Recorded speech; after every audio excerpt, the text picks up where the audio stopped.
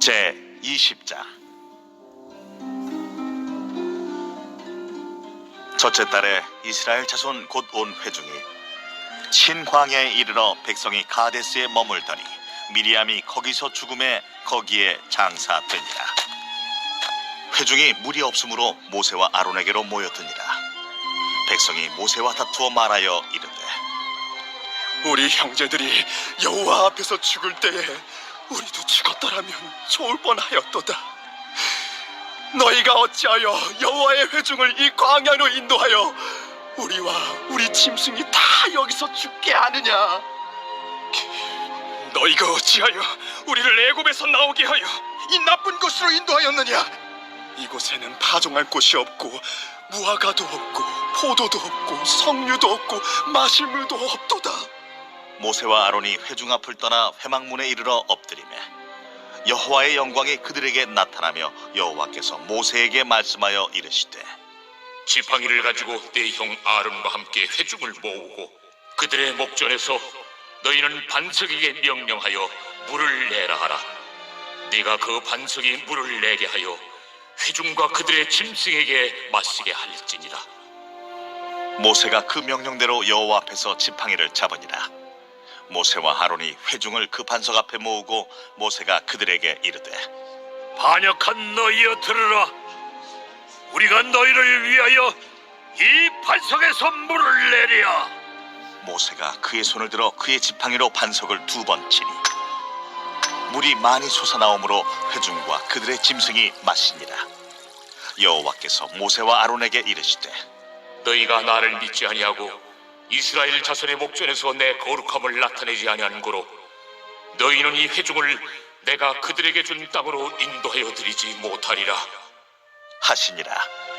이스라엘 자손이 여호와와 다투었으므로 이를 무리바 무리라 하니라. 여호와께서 그들 중에서 그 거룩함을 나타내셨더라. 민수기 20장은 1절에 미리암의 죽음으로 시작해서 28절에 아론의 죽음으로 끝마치고 있습니다.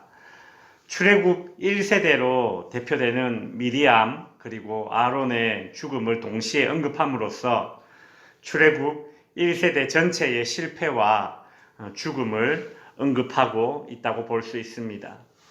모세도 마찬가지죠. 모세는 오늘 본문에 나오는 사건으로 인해서 그가 가나안 땅에 들어가지 못하게 되는데 그 배경 사건이 바로 오늘 본문입니다. 미리암의 사망 이후에 이스라엘 백성들은 식수 문제로 모세와 아론에게 찾아와서 불평과 원망의 말을 쏟아냅니다.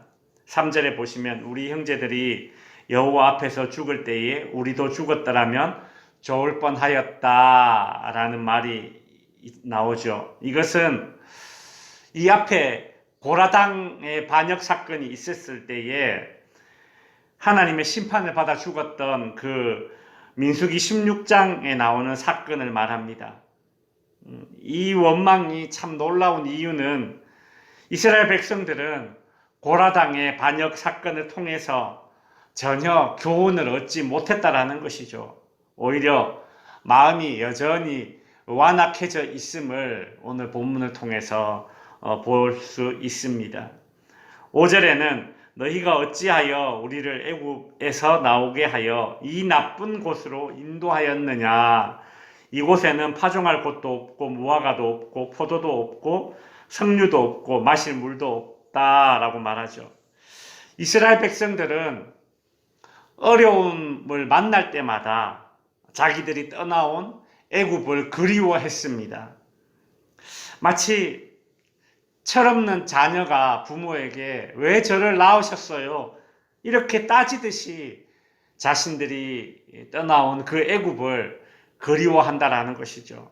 이런 태도는 이스라엘 백성들을 출애굽해 주신, 구원시켜 주신 그 하나님의 구원의 은혜를 무시하는 그런 태도입니다.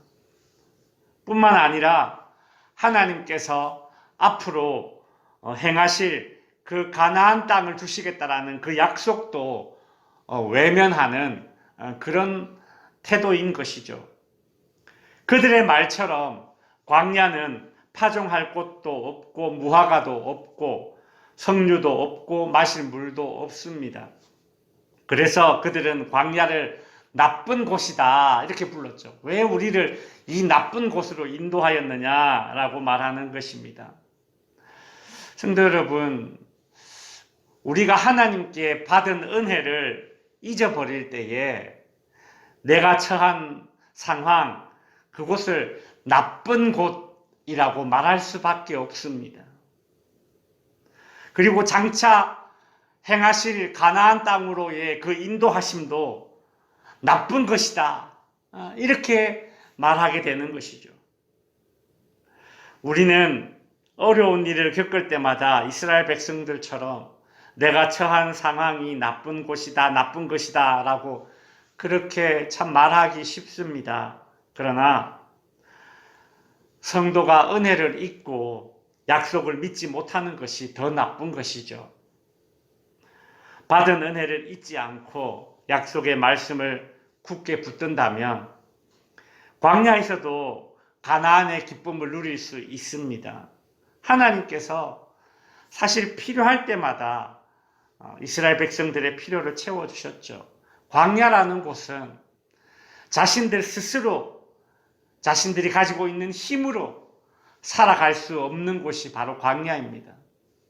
그래서 광야라는 곳에서는 이스라엘 백성들이 전적으로 하나님의 도우심으로만 살았습니다. 이것이 불안한 것이죠. 이것이 싫다라는 것이죠.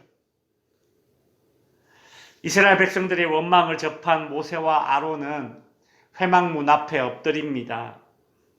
하나님은 모세에게 반석에게 명령해서 물을 나도록 만들라 그렇게 말씀하십니다.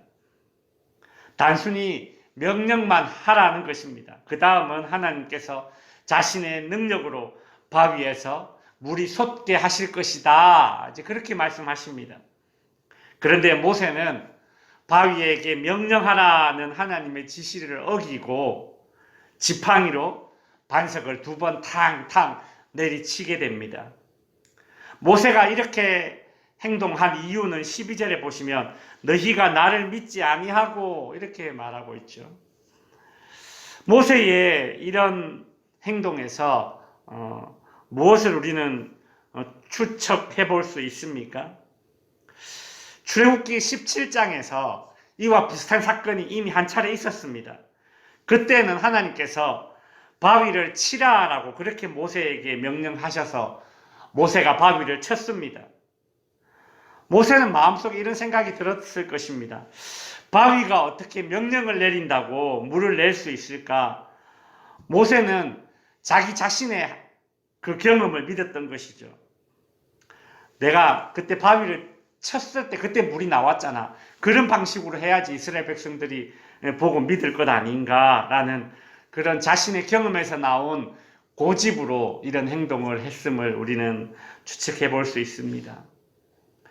오늘날도 교회 안에서 행해지는 많은 일들이 자신의 경험에 근거한 것이고 또 그것을 고집하다 보면 하나님의 마음을 아프게 하는 여러 사건들이 발생하게 되지 않겠습니까?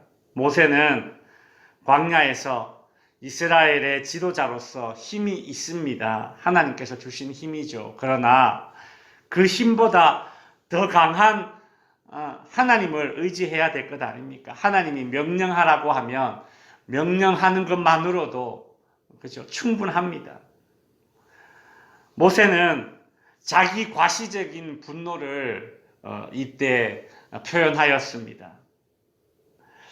원망하는 이스라엘 백성들에게 분노하면서 자신의 혈기를 드러내고 백성들 앞에서 자신을 과시하고 싶은 욕망이 모세로 하여금 실수하게 만들었습니다. 그래서 12절에 하나님은 내 거룩함을 나타내지 아니하였다라고 말씀하시는 것입니다. 우리는 하나님이 주신 힘을 겸손하게 사용하고 하나님이 아닌 자신을 드러내려는 그런 잘못된 욕망을 버려야 하는 것입니다. 말씀을 마칩니다. 광야에서 갈증이라는 문제를 만났을 때 백성은 불평하였고 지도자는 혈기를 부렸습니다. 그들은 평생의 꿈인 가나안 땅에 들어가지 못하고 광야에서 삶을 마무리하게 됩니다. 우리 또한 광야 같은 인생을 살다가 다양한 갈증을 직면하게 됩니다. 그때 우리는 어떤 태도를 취해야 할까요? 불평과 혈기를 버리고 온전한 하나님의 영광을 보게 되고 또 누리게 되는 저와 여러분이 될 수 있기를 주님의 이름으로